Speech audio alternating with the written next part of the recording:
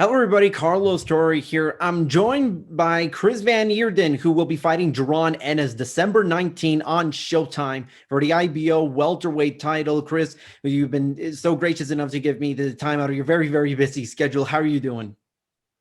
My man, you know what? It's a good day to have a good day. That's my attitude. So I'm good. Tremendous attitude, I would say, especially for you, because the last few weeks have been very, very crazy for you. Jaron Ennis was supposed to fight Thomas Delorme. Delorme tested positive for COVID-19, if I remember correctly. And I think you also had another fight, not related to this one that you're coming up, and that kind of fell through. And was there any point in the last few weeks before this fight got made that you kind of thought to yourself, this just isn't the year where the pandemic and Yeah, everything is going crazy? Was there a point where you kind of thought like this is kind of like done? 2020 is just done. yeah. Let's not forget. In April, I was supposed to fight Antonio DeMarco Mhm. for my third fight with Top Rank, and that's when COVID happened. And then I agreed to step up and fight Sergey Lipinet, and that didn't happen. And then yes, I was like, you know what? This is it, man. There's nothing going to happen for me this year. So and then this opportunity came around, and that's it. Now we here. So when you got the call to fight Jaron Ennis, was it excitement? Was it relief? Was it what was your kind of emotion when you Well, got the well, call? definitely. You know what? Definitely excitement and good to know that my name still pops up Mhm. on these big names. Like Jaron Ennis, and I had to make sure that obviously, I wish I had 8 weeks full training camp and a full set to go, but it's a win-win for me. I didn't know the IBO World Title was on the line. It was scheduled for 10 rounder, remember, and Showtime. And I was just, I'm always in good shape. I'm never out of shape, so I'm always in some sort of shape because I'm always in the gym. And to know that I could have another fight before the end of the year and a big one on Showtime Mhm. really got me excited. So, leading into this fight, obviously there with all the crazy that's been happening, how difficult was it for you, personally and professionally to sort of just go through this pandemic, not knowing when you were going to fight again, much less so on a big stage against a really good fighter and Jaron Ennis. How was it for you during this entire pandemic? Hey, look, ups and downs, right? Right. I had fights cancelled, but there's some beautiful things that came out of 2020. Some of the best things came out of 2020, believe it or not. And if you say how come, I would say I got time to grieve the loss of my dad Mhm. because I realized I never grieved saying good, losing my dad because after I lost my dad, I went into 2 fight camps and I just kept myself busy in gym and I avoided it without knowing. So I got time to grieve the loss of my dad, which was beautiful. And then I got my green card in 2020. I got my green card. I mean, that's pretty amazing, right? And It's and make the best out of and out of a bad situation sometimes. oh man, come on! And then a world title shot. Yeah. Everything I worked for, everything my dad believed in. Like I'm healing. I want to say I'm healed in the sense of that I went through so much the last 2 years, losing a father, Mhm. losing special time with a dad for 5 years, but now knowing that I came to America 7 years ago with the hopes and dreams to fight for a world title on a big platform, on a big scale, and to know it's happening and to be able to be like to know that I didn't mess up 5 years of a relationship with my dad for nothing. Like everything I believed in, everything my dad believed in, everything I worked so hard for, everything I prayed for, it's happening. So 2020 has been bad, but it's been beautiful. and and I could speak as someone who has also lost, family Uh, members. Obviously, not as a of father, course. but I do sympathize with you, and I send my condolences to you. And the And same. I'm happy that you've had the time to process things and heal. And it does kind of seem like you're in a much better place, not just physically, mentally, maybe say emotionally and spiritually. All of it. You're right. Absolutely.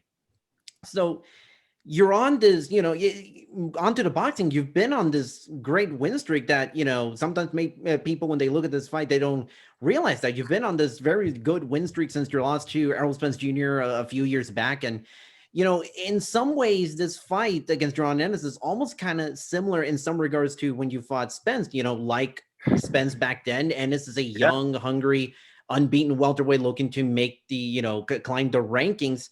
On paper, how do Absolutely. you kind of look at both of those guys? Spence back Hey, then and now. absolutely.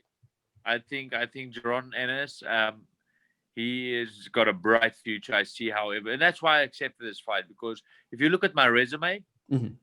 who did I lose to? I lose to Errol Spence. He's currently the world champion. Um, I don't shy away from fights. I fight credible fighters, and when someone looks at my resume, I want them to say that. They're not saying anything else than that. And the fact that there's such a big hype around Jaron, and everyone's saying he's probably better than Errol Spence soon. I wanted this fight on obviously on the right terms, but I wanted to be this fight because that's who I am. Mhm. That's if anything, I want people to give me credit for always saying yes Mhm. and willing to step up. And I've got one loss in my name. There's two on my record, but I lost once. I got screwed over in Serbia, but I should be 29-1. Mhm. And you know what? I I, I hope that I can display my real talents on fight and against a high fighter, highly ranked, a highly uh, spoken of person like Jaron Ennis. Mhm. I I want to see. I want to see. So obviously, Ennis is a guy that a lot of people, you and I both know. Ennis is a guy that a lot of people view as this potential superstar, future world Yeah. champion. But when you look at the opportunities that presents with a victory over Jaron Ennis, do you look at that as sort of that direct line to fighting some of the other PBC top welterweights like a I like a beat Jaron Spence? Ennis. I beat Jaron Ennis. There's no doubt. There's no doubt. Let's be honest. I am in a massive fight next. I am in a big fight next. I mean, I beat Jaron Ennis. I can. I qualify to say Errol Spence, give me a rematch. I I beat Jaron. Let's get past Jaron and do my best there. But yes. I look at it like I do the job. I get the win. My next fight, it's huge.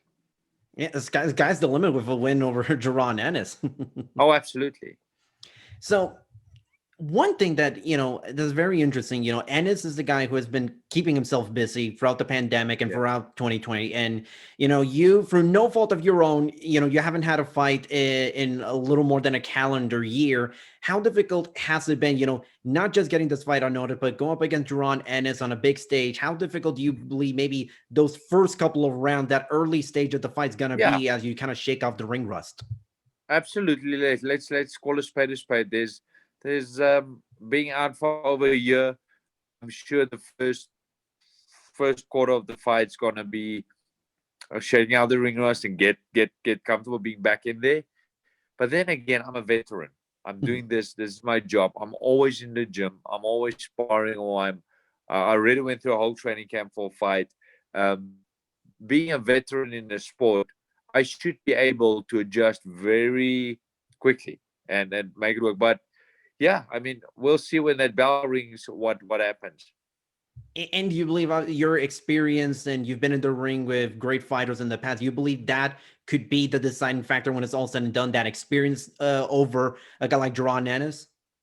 All said and done, I do have the experience. All Mhm. said and done, if I can execute my game plan and find my rhythm, I do believe my experience and my experience and previous fights and will make a big difference. Yes. And lastly, how do you sort of see this fight going? Obviously, Ennis is a guy Hey who's going man, to look for the like knockout immediately. Do you believe this is going to be a long, drawn out brawl, or do you believe it's going to end with one of you well, guys knocking each well, other out? well. He's never been past 6 rounds, right? Mhm. Um, I got to get him past six. I got to I got to be focused and get him past 6, and we'll take it from there. But like I said, if I can execute my game plan early on, I see a long night. And do you have any last comments to any of your fans or anybody that will be No, watching just this interview once it goes up on YouTube? I just want everyone to know that, obviously, first of all, I respect Jaron Ennis, Mhm. and I'm excited for the fight. But I want people to, when they see me in that ring, just know that I'm fighting for so much more, so much more. You see a guy that's fighting for the loss of his dad. My Mhm. father was murdered in South Africa, so I'm fighting for a country that needs to be heard. And Mhm. I'm this fight has so much more meaning to me. It's a healing, and I'm about to have fun. I'm about to have fun. I'm about to have fun, and just know that I'm going to bring my best, whatever it is, like I always do. And I appreciate all the support for the ones that do support me, and thank you so much. I absolutely love the positive outlook you have right now towards the fight, towards life. And Chris, thank you so much for taking time to talk to me. I wish you nothing but the best of luck on Saturday against Jaron Ennis on Showtime, and hope to talk to you soon. Carlos, thank you for your time.